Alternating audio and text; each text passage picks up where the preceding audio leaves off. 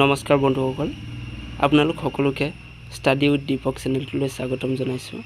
আজিৰ ভিডিঅ'টোত আমি বিশ্ব আৰু ভাৰতীয় ৰাজনীতিৰ ওপৰত 20টা কুৱেশ্যন এনচাৰ লৈ আহিছোঁ আৰু আপোনালোক সকলোৱে জানেই যে বিশ্ব আৰু ভাৰতীয় ৰাজনীতিৰ পৰা প্ৰত্যেকটো এক্সামতে এটাৰ পৰা দুটাকৈ কুৱেশ্যন কমন আহে। সো আজিৰ ভিডিঅ'টো পলম নকৰাকৈ ষ্টাৰ্ট কৰি যাওঁ। কুৱেশ্যন নম্বৰ 1, অৰ্থনীতিৰ পিতৃপুৰুষ বুলি কাক কোৱা হয়? Option A Alfred Marshall, option B Aristotle, option C Adam Smith, option D Darwin. ইয়াৰ শুদ্ধ উত্তৰটো হ'ব option C Adam Smith.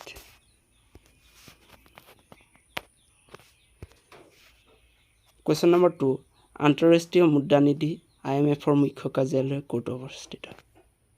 Option A Washington, option B London, option C Dubai, option D New York.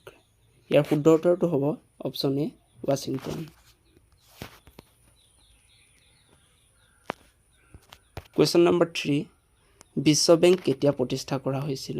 Option A 1930 চনত, option B 1945 চনত, option C 1950 চনত, option D 1951 চনত। ইয়াৰ শুদ্ধ উত্তৰটো হ'ব অপশ্যন বি 1945 চনত। কুৱেশ্যন নম্বৰ 4, বিশ্ব বেংকৰ মুখ্য কাৰ্যালয় ক'ত অৱস্থিত? Option A Beijing, option B Switzerland, option C Washington, option D Tokyo'. ইয়াৰ শুদ্ধ উত্তৰটো হ'ব option C Washington. Question number 5, Asian development bank কেতিয়া স্থাপন কৰা হৈছিল? অপশ্যন এ 1951 চন, অপশ্যন বি 1966 চন, অপশ্যন চি 1945 চন, অপশ্যন ডি 1980 চন। ইয়াৰ শুদ্ধ উত্তৰটো হ'ব অপশ্যন বি 1966 চন। 1966 চনত এছিয়ান ডেভেলপমেণ্ট বেংক স্থাপন কৰা হৈছিল। কুৱেশ্যন নম্বৰ 6, কোন চনত সৰ্বপ্ৰথমে ভাৰতত বেংক ৰাষ্ট্ৰীয়কৰণ কৰা হয়? অপশ্যন এ 1951 চন, অপশ্যন বি 1969 চন, অপশ্যন চি 1981 চন, অপশ্যন ডি 1973 চন। ইয়াৰ শুদ্ধ উত্তৰটো হ'ব অপশ্যন বি 1969 চন। কুৱেশ্যন নম্বৰ 7, 1969 চনত কিমানটা বেংক ৰাষ্ট্ৰীয়কৰণ কৰা হয়? অপশ্যন এ 10টা, অপশ্যন বি 14টা, অপশ্যন চি 15টা, অপশ্যন ডি 20টা। ইয়াৰ শুদ্ধ উত্তৰটো হ'ব অপশ্যন বি 14টা। কুৱেশ্যন নম্বৰ 8, কোন চনত দ্বিতীয়বাৰৰ বাবে ভাৰতত বেংক ৰাষ্ট্ৰীয়কৰণ কৰা হয়? অপশ্যন এ 1975 চনত, অপশ্যন বি 1980 চনত, অপশ্যন চি 1983 চনত, অপশ্যন ডি 1991 চনত। ইয়াৰ শুদ্ধ উত্তৰটো হ'ব অপশ্যন বি 1980 চনত। কুৱেশ্যন নম্বৰ 9, ভাৰতৰ সৰ্ববৃহৎ বাণিজ্যিক বেংক কোনটো? Option A HDFC bank, option B state bank of India, option C Allahabad bank, option D Canada bank. ইয়াৰ শুদ্ধ উত্তৰটো হ'ব option B state bank of India. Question number 10, ভাৰতীয় ষ্টেট বেংকক কেতিয়া ৰাষ্ট্ৰীয়কৰণ কৰা হৈছিল? অপশ্যন এ 1947 চনত, অপশ্যন বি 1955 চনত, অপশ্যন চি 1960 চনত, অপশ্যন ডি 1951 চনত। ইয়াৰ শুদ্ধ উত্তৰটো হ'ব অপশ্যন বি 1955 চনত। কুৱেশ্যন নম্বৰ 11, ভাৰতত পঞ্চবাৰ্ষিক পৰিকল্পনা কেতিয়াৰ পৰা আৰম্ভ হয়? অপশ্যন এ 1947 চন, অপশ্যন বি 1951 চন, অপশ্যন চি 1950 চন, অপশ্যন ডি 1954 চন। ইয়াৰ শুদ্ধ উত্তৰটো হ'ব অপশ্যন বি 1951 চন।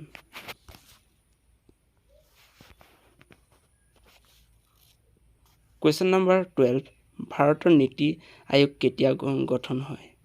Option A 2014, option B 2015, option C 2016, option D 2013। ইয়াৰ শুদ্ধ উত্তৰটো হ'ব অপশ্যন বি 2015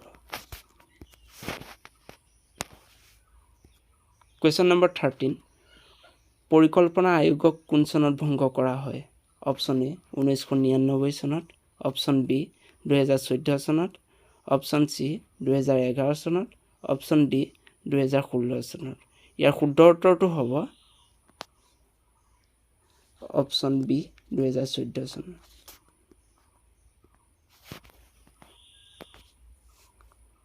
Question number 14 2000 টকীয়া বেংক নোট কেতিয়া ভাৰতৰ ৰিজাৰ্ভ বেংকে প্ৰচলন কৰিছিল অপচন এ 2017 চন অপচন বি 2016 চন অপচন সি 2015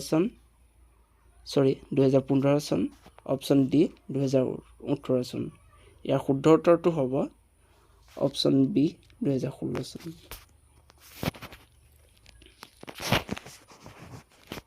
ভাৰতীয় জীৱন বীমা নিগম কেতিয়া গঠন কৰা হৈছিল অপচন এ 1951 চনত অপচন বি 1956 চনত অপচন সি 1960 চনত অপচন ডি 1890 চনত ইয়াৰ শুদ্ধ উত্তৰটো হ'ব অপচন বি 1956 চনত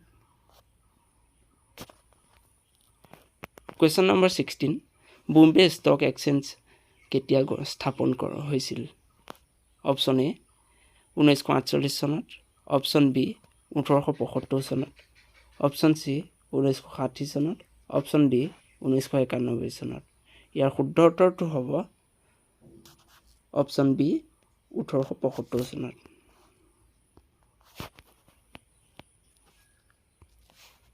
Question number 17 ভাৰতত কেতিয়া মিউচুৱেল ফাণ্ডৰ ব্যৱসায় আৰম্ভ হৈছিল অপচন এ 1951 চনত অপচন বি 1964 চনত অপচন সি 1950 চনত অপচন ডি 1960 চনত ইয়াৰ শুদ্ধ উত্তৰটো হ'ব অপচন বি 1964 চনত Question number 18 national stock exchange কেতিয়া স্থাপন কৰা হৈছিল অপচন এ 1971 চনত অপচন বি 1992 চনত অপচন সি 1991 চনত অপচন ডি 2001 চনত ইয়াৰ শুদ্ধ উত্তৰটো হ'ব অপচন বি 1992 চনত